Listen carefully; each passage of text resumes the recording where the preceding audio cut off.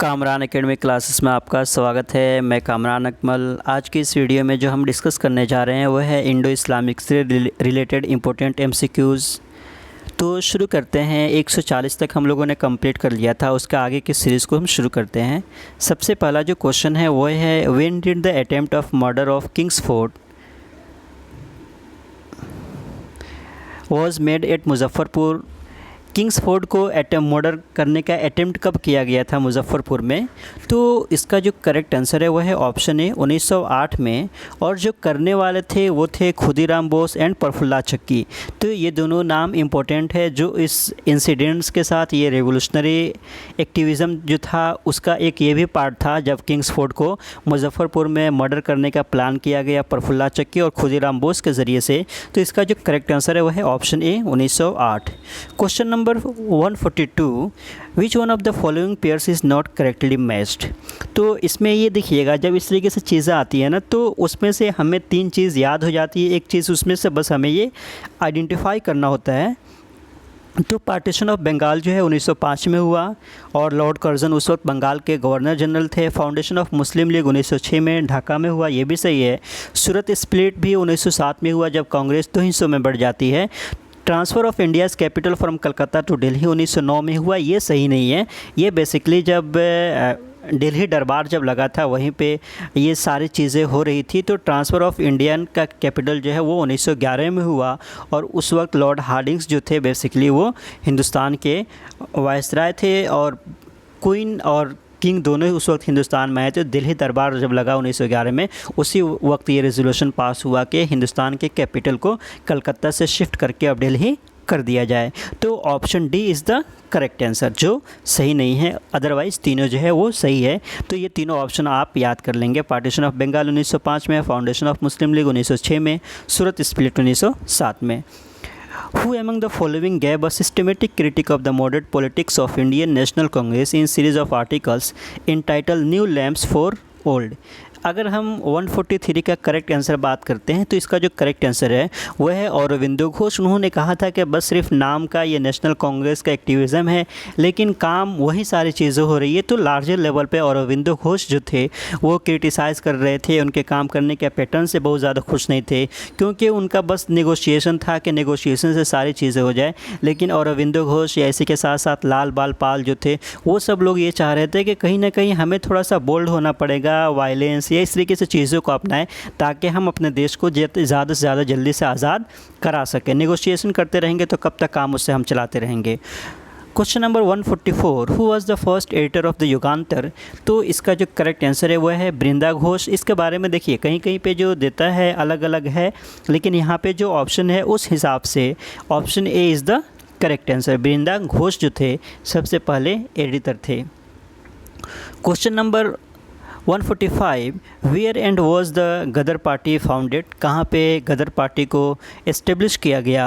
तो इसका जो करेक्ट आंसर है वह है अमेरिका में 1913 में लाला हरदयाल सिंह के निगरानी में किया गया था और जिस जगह पे किया गया था वो था San Francisco.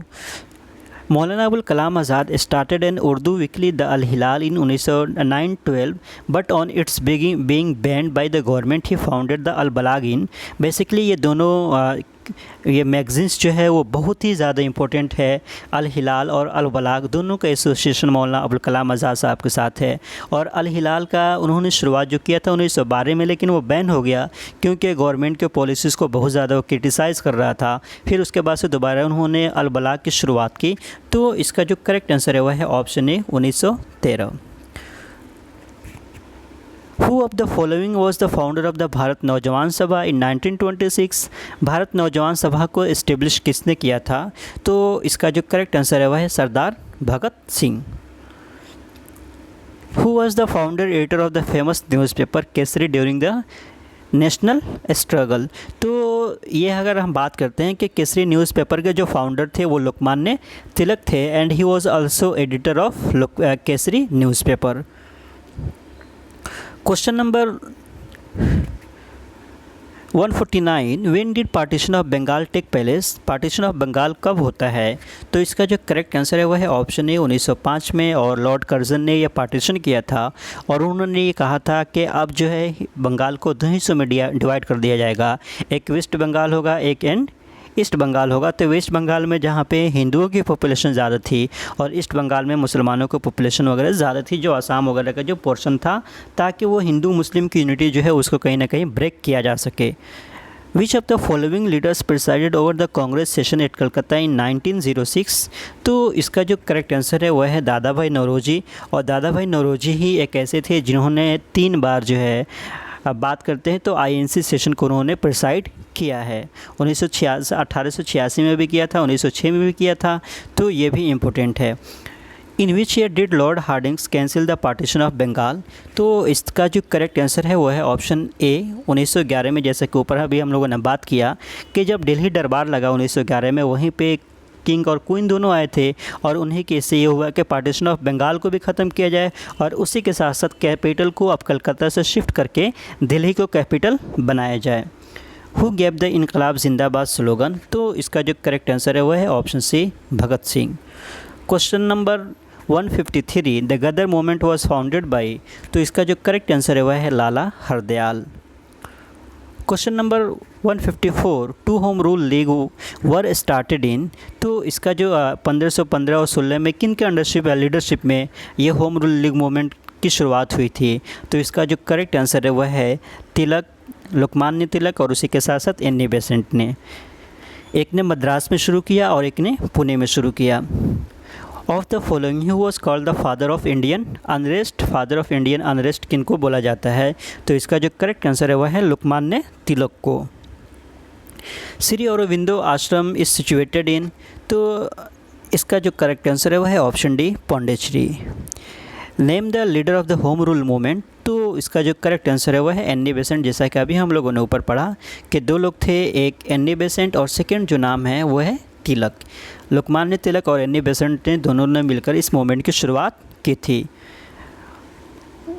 Where were the Ghadar revolutionaries who become the during the outbreak of the world war first based? सबसे पहली मरतबा कहाँ पे उन लोगों ने अपना बेस बनाया था? तो 158 का जो करेक्ट आंसर है वह है नॉर्थ अमेरिका।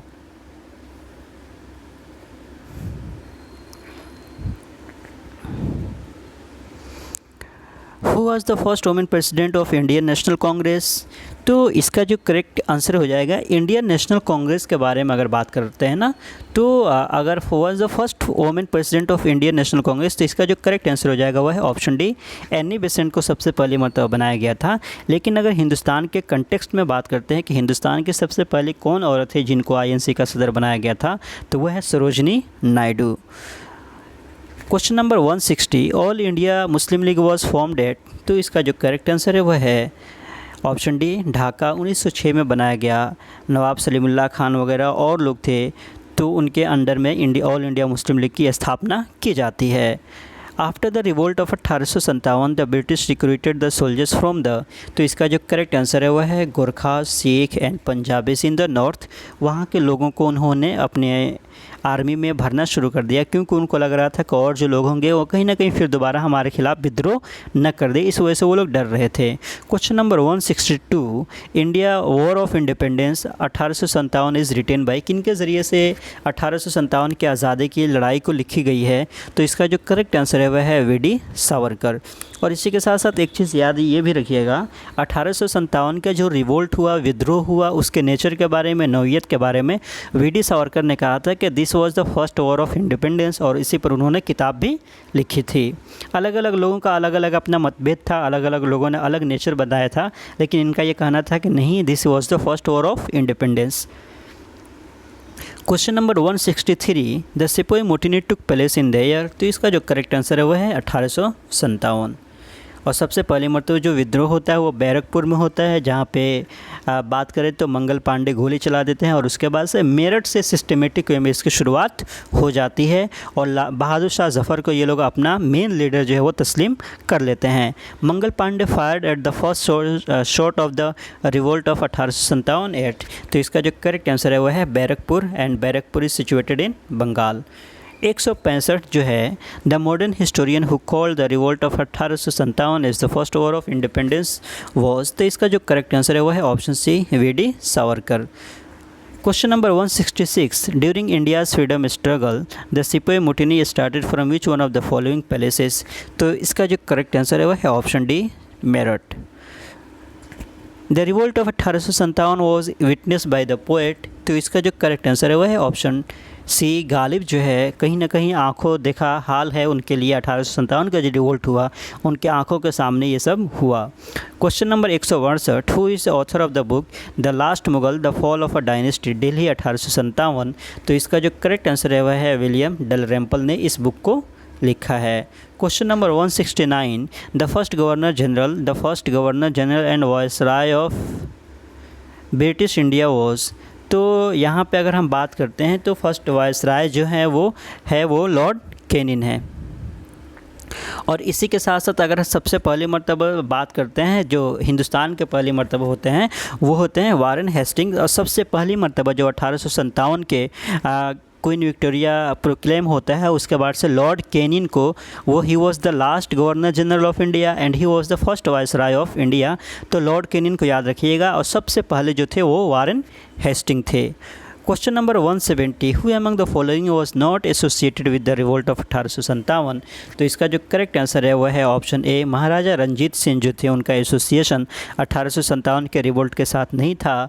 नाना साहब जो थे वो कानपुर में विद्रोह किए हुए थे, बेगम हज़रत महल लखनऊ में, एंड बहादुर खान रोहिल्ला जो थे वो बेसिकली अगर हम बात करते हैं कि रोहिलखंड के रायबरेली के इलाके से वो वहाँ पे उन्होंने अपने रूल को स्थापित कर लिया था। Question number 171, when did queen Victoria declare the taking over the Indian administration under British crown, तो इसका जो करेक्ट आंसर है वह है 1 नवंबर 1858 को इसको इम्प्लीमेंट कर दिया जाता है। 172 का जो है one of the India's first freedom fighters against British, तो इसका जो करेक्ट आंसर है वह है Rani Lakshmibai. The revolt of 1857 at Lucknow was led by, तो इसका जो करेक्ट आंसर है वह है बेगम हज़रत महल, ये मेन लीडर जो थी वो लखनऊ की थी। इसी के साथ साथ 174 का जो है एक और ब्रिटिश कदर भी थे वहाँ पे, ये दोनों लोग मेन थे लेकिन बेगम हज़रत महल मेन थी। The birth place of Maharani Lakshmibai the heroine of the 1857 freedom struggle is, तो इसका जो करेक्ट आंसर है उनकी जो पैदाइश हुई वो वाराणसी में हुई, लेकिन उन्होंने जो विद्रोह किया वो झांसी में किया था। Kunwar Singh led the revolt of 1857 in, तो इसका जो करेक्ट आंसर है वह है option C, Bihar. India means freedom is the autobiography of, तो इसका जो करेक्ट आंसर है वह है मौलाना अबुल कलाम आज़ाद ने इंडिया मीन्स फ्रीडम को लिखा है। Who led the salt Satyagraha movement with Mahatma Gandhi, तो इसका जो करेक्ट आंसर है वह है option D, Sarojini Naidu. Question number 178, Mahatma Gandhi's remark a post dated cheque on a crumbling bank is regarded proposal of, तो इसका जो करेक्ट आंसर है वो है क्रिप्स मिशन जो 1942 में आने वाला था, उसी के बारे में गांधी जी ने ये स्टेटमेंट अपना दिया था। Who developed the idea that means justify the ends, तो इसका जो करेक्ट आंसर है वो है option D, Mahatma Gandhi. Question number 180, in which city of South Africa was Mahatma Gandhi beaten up and thrown off the payment by the white people, तो इसका जो correct answer है वो है ऑप्शन डी, जोहानिसबर्ग। तो ये है 40 इंपॉर्टेंट MCQs, उसके बाद से और हम अपडेट करते रहेंगे ताकि आपके एग्ज़ाम के लिए आसानी हो जाए। इसी तरह का मज़ीद अपडेट पाने के लिए आप मेरे YouTube चैनल से जुड़े रहिए। Once again thank you so much.